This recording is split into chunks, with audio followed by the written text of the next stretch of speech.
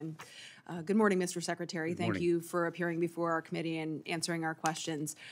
Your budget request, I believe you have $77.4 million for border management staffing. Is that correct on my number? I believe that's correct.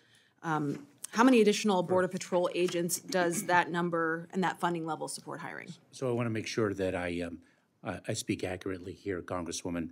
I don't want to make a mistake because there are two elements of the budget that go to personnel of our Border Patrol agents and Customs and Border Protection. So let's writ specifically large. ask for the agents that are There's out on the border. Yeah, there's a drawdown from the Department of Defense, which we calculate separately. Our department, since 2006, every single year, has depended upon the department. I'm not asking about 2006, Mr. Secretary. I'm asking sorry. about how many agents you're planning to add to your list. I believe the number is 350 Border Patrol agents, if I'm correct. 350 Border Patrol agents in fiscal year 2024, and this fiscal year we added 300, the first time since 2011. Is this what CBP is telling you they need to be able to secure the border and provide that operational security? Is that the number, or is it more?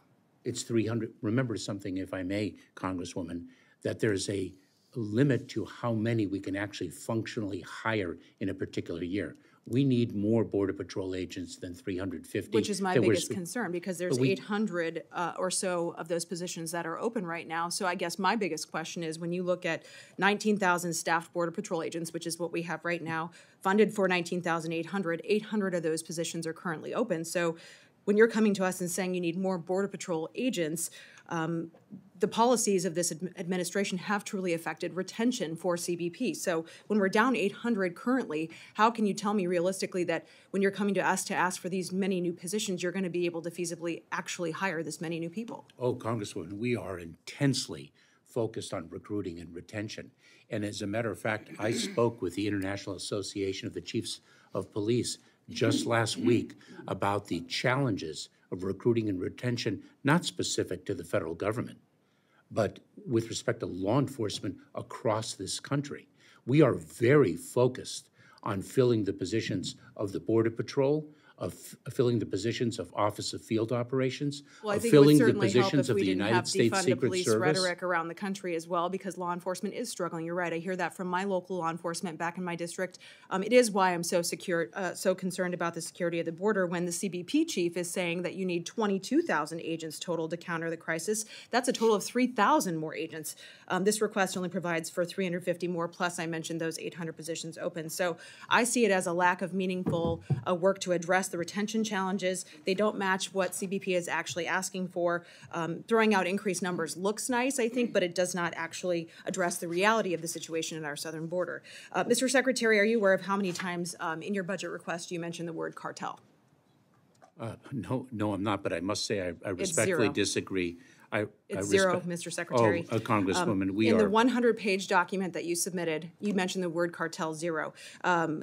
You mentioned transnational gangs once, if that's your preferred way of addressing the term, what you call cartels.